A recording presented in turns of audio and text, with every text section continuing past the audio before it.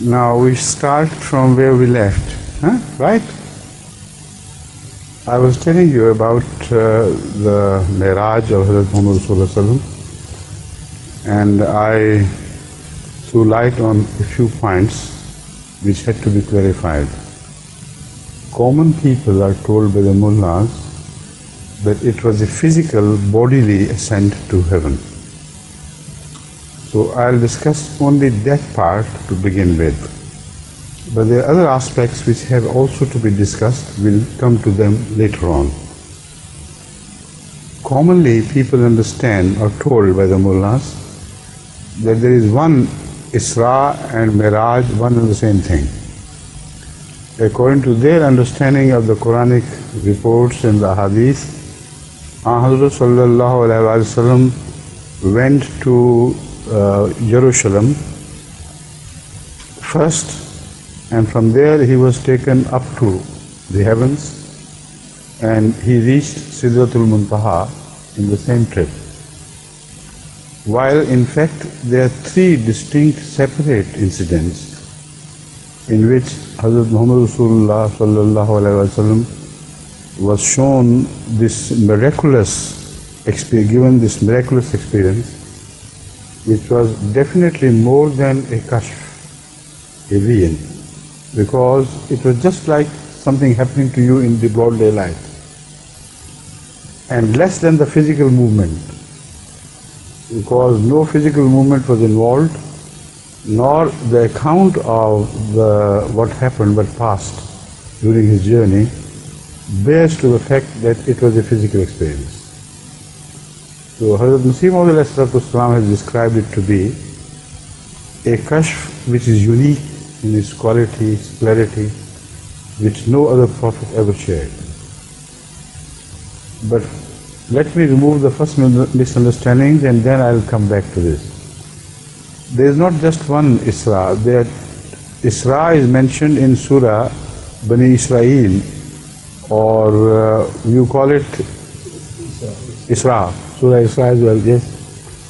All these names have been reported from Hazrat Muhammad Sallallahu Alaihi Wasallam, and incidentally I tell you I have got a full chart with me proving that the names found in the publications of Ahmediyya publications of the Holy Quran have also been used by various Arab countries differently, and particularly in the Holy Qurans published in Saudi Arabia have also borne the same names as are shown in the Ahmadiyya publications. So those who object to it and say the Ahmadis have invented new names, I'll prove them to be wrong by showing you exactly in which year the Quran was published, by which Muslim university or Muslim house of publishing house, and what name did it bear. So none of the names mentioned in the Qurans published by the Ahmadiyya community are those which are unique to Ahmadiyya. They are commonly used in India, but I'm not talking of that alone. All of them have been used by the Arabs themselves in different countries at different times. And the Malaysian publications exactly tally with the Ahmadiyya publication. There's no difference. And Malaysia is not an Ahmadi country. So it is only a matter of choice. If you receive reports from Hazrat Muhammad Sallallahu Alaihi Wasallam that this name was also given by Allah, that name was also given by Allah. So in the past, at different times, different people have been using different names. But Isra is a journey of Hazrat Muhammad Rasulullah Sallallahu Alaihi Wasallam which ended at Baitul Maqdis and didn't go beyond. Read the first lines of Isra and it will not mention ascent to heaven from then onwards. The Meraj is mentioned in Surah An-Najm, where you find Dana fatadalla fakana qaba qawsayn aw adna. There are two Meraj incidents reported. First is during the very early period of Nabuwwat, when Sharia had begun to be disclosed and revealed to him. And that was maybe in the very first year. The second occurred in the year 5 of Nabuwah. And this is the one which is the most important most important gift from Allah to Hazrat Muhammad sallallahu alaihi wasallam, unique in its character, and where he is known to have reached Sidratul Muntaha. Right? That occurred in 5th Nabuwah. Then came the Isra to Baitul Maqdis, and that happened in year 11 or 12. So that is the big difference. And at that time, Hazrat Rasulullah sallallahu alaihi wasallam was in the house of Hazrat Hani, and this took place after the death of Hazrat Khadija. Right? So remember these things, and inshallah we will return to them to clarify the misunderstandings which prevail in most Muslim countries and among many Muslims. The question raised by Sister Maha related only to whether it was a physical experience or a spiritual experience. I have already given certain reasons to prove that it was a spiritual experience of the greatest clarity. But it was not a physical journey, because a physical journey towards a non-physical thing who is everywhere is impossible. Secondly, the events related also give light to the belief that it was a physical thing. Because what is Sidratul Muntaha doing at the end of the universe? One solitary tree of lotus? What is it doing? What is the purpose of that? It's totally meaningless. Does it mean tree? Sidratul Muntaha? Yes, yes, tree. A tree of lotus with Lotus? berry we call it. What is lotus in Arabic? Balloon? Sidra is the Arabic. Sidra is the in Arabic. The word sidr in Arabic, we have trees sidr called sidr. A sidra is the tree with sharp thorns and spiky, Yes. growths. وشيء من سدر قليل مرة في القرآن. That is right. It's the same. That is the same root. Yeah, I understand now.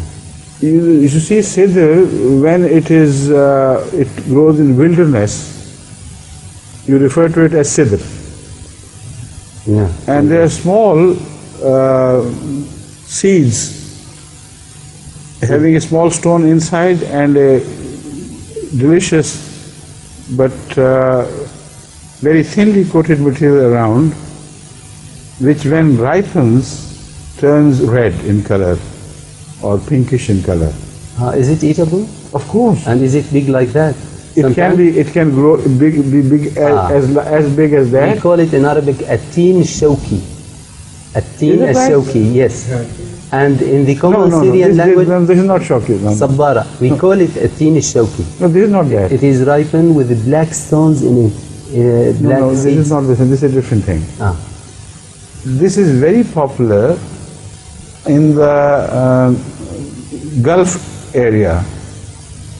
It grows in Sindh in large quantities. People have cultivated it in Sindh and improved the quality by methods, more advanced agricultural methods. Now they have raised the size to be that big, and they have reduced the size of the stone within. So it's a very thick material wrapped around, juicy and fluffy, and also it tastes good. But the one which is found in the deserts, according to my taste, it is much better, because although it is small, pulp around, not much, but it has a very special flavor and aroma, and it is sweeter and sour and sweet together. It's a very delicious thing. When we used to go out hunting We always, during this season, we always found time to spend under a lotus के एक रहते हैं या कुछ और हैं? Lot tree. It's called lot or lot tree. Consider the dish, और जिसने देखें इसमें लिखा होगा. We will see it. Huh? How do you pronounce? Lot tree. Yes. L-O-T-E. That's right. So I remember it's a lotus. It's not lotus, it is something else, I know. It's a different thing. Lot tree. So what is that tree doing there? You know, and it is even more advanced than Hazrat Jibreel. And if it is a tree, it has to be a makhluk. So all the makhlukat, all that have been created by Allah, this tree remains forever, eternally, closest to God. While the rest of the world, including Hazrat Jibreel, are rated secondary in order of nearness. And Rasulullah only goes once and returns, the tree remains. So what is this tree if it is a real tree? And what covered it? Ghashaha ma ghasha. What covered it, and what was it which Rasulullah saw? Obviously it is a symbolic tree. Symbolic tree to relate the incident to what happened to Hazrat Moses when he saw fire burning somewhere on the top of the mountain, and when he reached there, only a portion of the tree was lighted and was covered by something. And a voice appeared, "Don't be afraid, I am God and I am inviting you to this." So that was also covered by the light of Allah. But that was only on the top of a small mountain. The revelation to Hazrat Muhammad Rasulullah was so much higher than that tree which was shown to him covered by the light of Allah was raised to the highest level possible. So where he could not have reached a higher level of refinement. This is the obvious meaning. And when you see Noor of Allah, it is not a Royat of Allah with naked eyes. Because I have been speaking on this subject during my last so many sermons, and I have proved from the traditions of Hazrat Muhammad Rasulullah sallallahu alaihi wasallam himself. Hazrat sallallahu alaihi wasallam, defining Noor, said that Noor is the veil of Allah. Noor is the veil with which Allah covers himself. If he did not wear this veil, everything will be burnt out and destroyed. Because the glory of Allah is so powerful, it is impossible for him to appear to his makhluk, to what he creates, and for it to sustain it and still survive that region. So when we talk of Noor, people think light like the sun, from the sun or from moon and etc. It's not that. Noor is everything which is created and which covers the signs of Allah. Because Ahmad sallallahu alaihi wasallam mentioned, everything is created by Noor. The Holy Quran also says the same thing that before. Nothing is created by darkness. Everything is created by the Noor of Allah. But the Noor of Allah is not his own himself. Noor of Allah is a cover, a veil, which hides him. Why should he hide him? Because nothing which is created can withstand the glory and the glamour of that manifestation of Allah. So what you see is always Noor.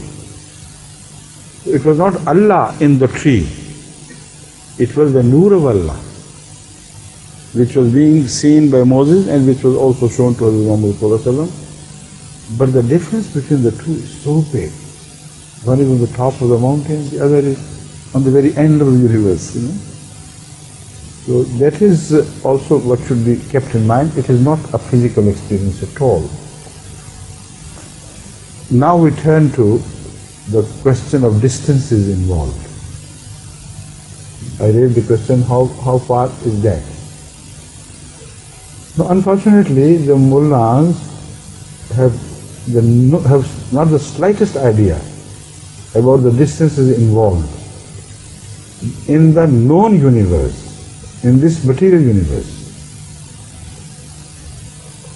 The distance between our earth and one end of the universe has already reached 18 billion light years or more. They estimate it to be between 18 billion to 20 billion light years. You know what it means? Have you any idea? A light year, a bit further from here to the door, maybe. According to the mullah side, at least somebody should represent them for a while, out of courtesy. One light year means if light begins to travel now, after 1 year it will reach a certain distance. What would be that distance? You know that, then you know what 1 light year means. The light travels at the speed of 186,000 miles per second. 186,000 miles per second, right? So, how many seconds there are in 1 year? In 1 year, which is the smallest distance in the universe measurements, 1 year, only light is 1 year away. This is 186,000 multiplied by the seconds in the whole year. That is the distance in mileage. 100,000 years will be multiplied by 1 year's distance. That is, the seconds in 100,000 years will be multiplied by 186,000 miles per second. That will be 1,000 years distance. And 100,000 years would of course be multiplied by the same.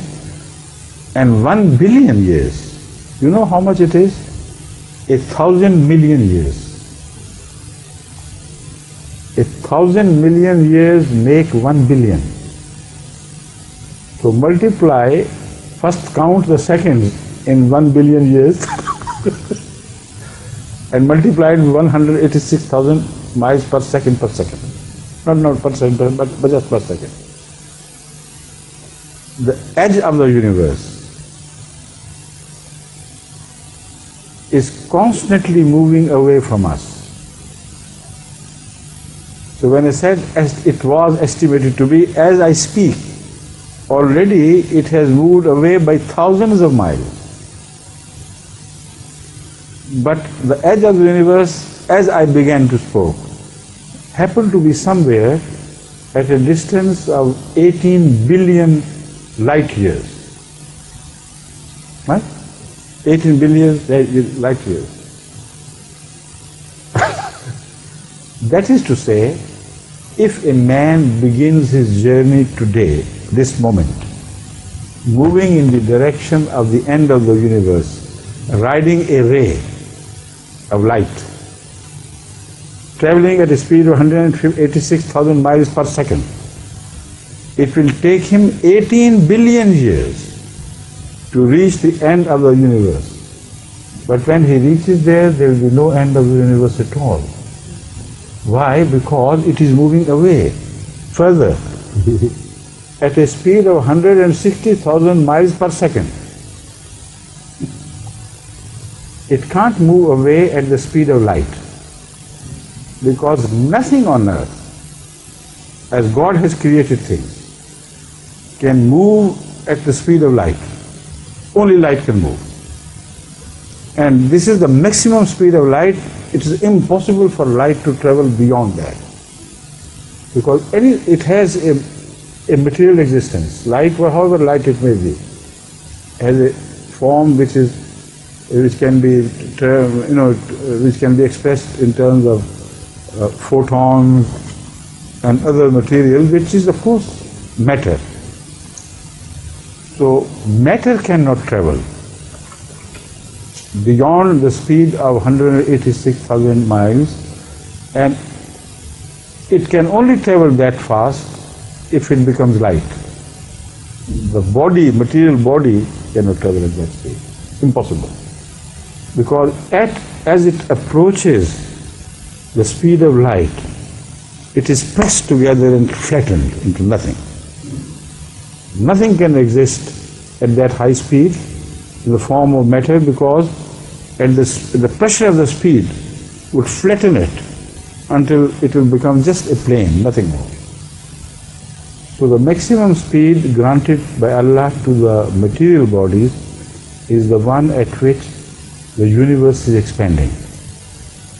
And here again is a sign of the truth of Allah and the truth of Hazrat Muhammad Rasulullah sallallahu alaihi wasallam. Ma tara fi khalqi zaman min tafawut. The Holy Quran says, we created the heaven and earth. Wa inna lamusihun. And we are continuously expanding it. We are the ones who go on expanding. So if God is within the universe, even then no man can ever reach him.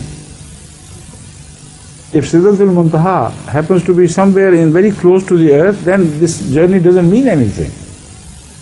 If it is the end of the universe, only then you can accept it to be something very special, because the end of the universe happens to be 18 billion years away from us of light. So that end is the space covered by the matter created by God. So Sidratul Muntaha has to be either just at the edge, and beyond that there should be God and other things.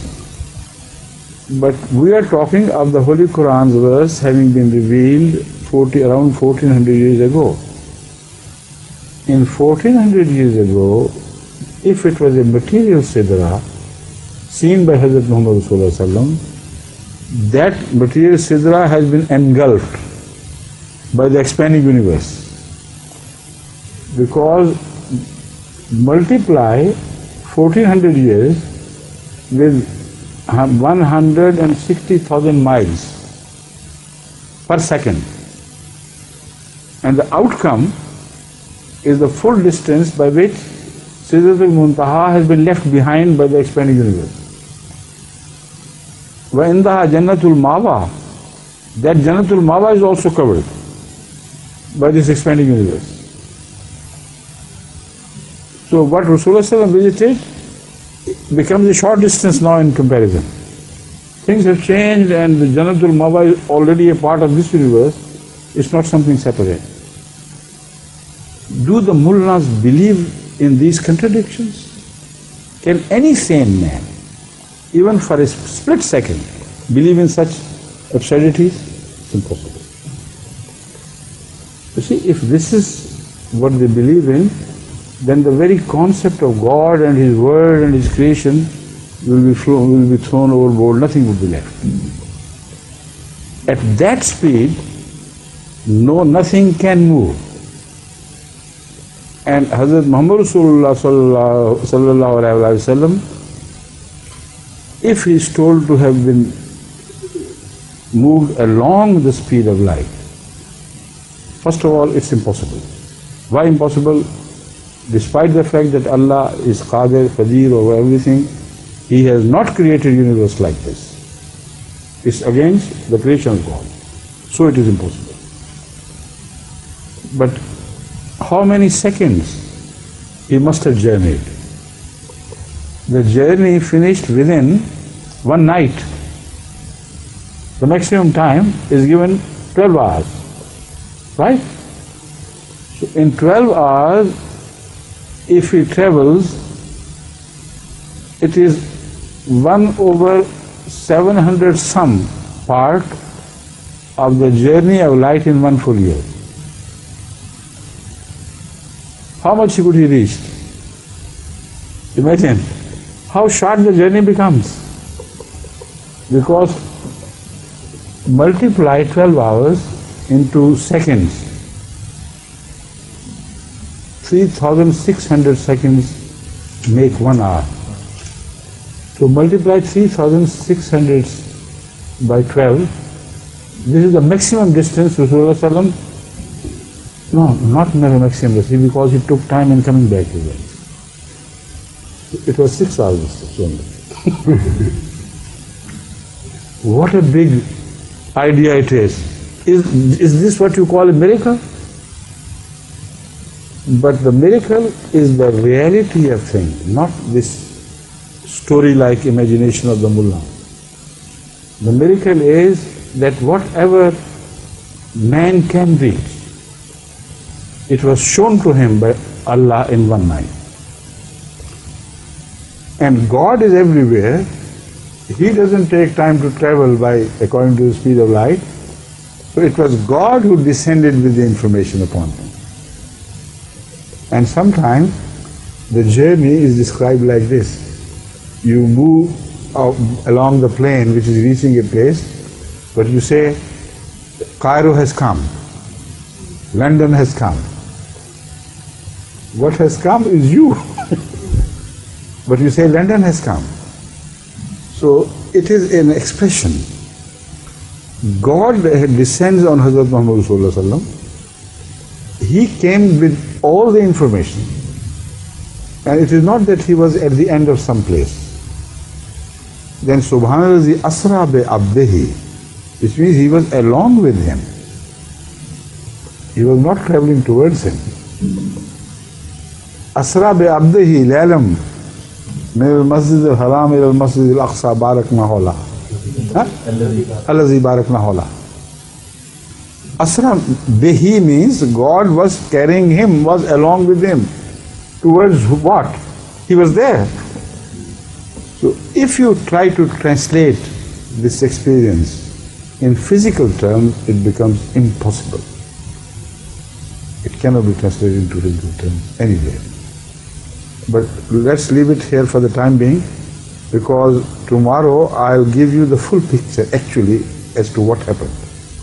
Because it will be useless just to criticize anyone else's view of things without enlightening the public as to what actually happened, what goes along with the verses of the Quran perfectly well, which can be understood in the light of the traditions of Hazrat Muhammad Rasulullah sallallahu alaihi wasallam.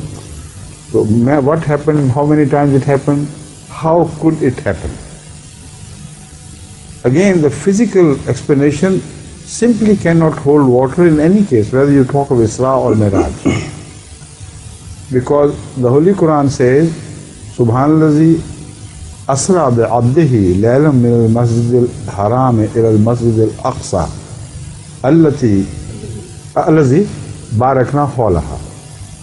Right? There was one? Hawlahu. If it is allazi, then it's hawlahu, of course. I thought allazi nahi hai. Masjid is masculine. Okay. My memory, sometimes fails, but I remember the right verses, though some words may be mistaken. Subhanallah asra bi abdihi laylan min al-masjid al-haram ila al-masjid al-aqsa alladhi barakna hawlahu linuriyahu min ayatina innahu huwa as-sami'ul basir.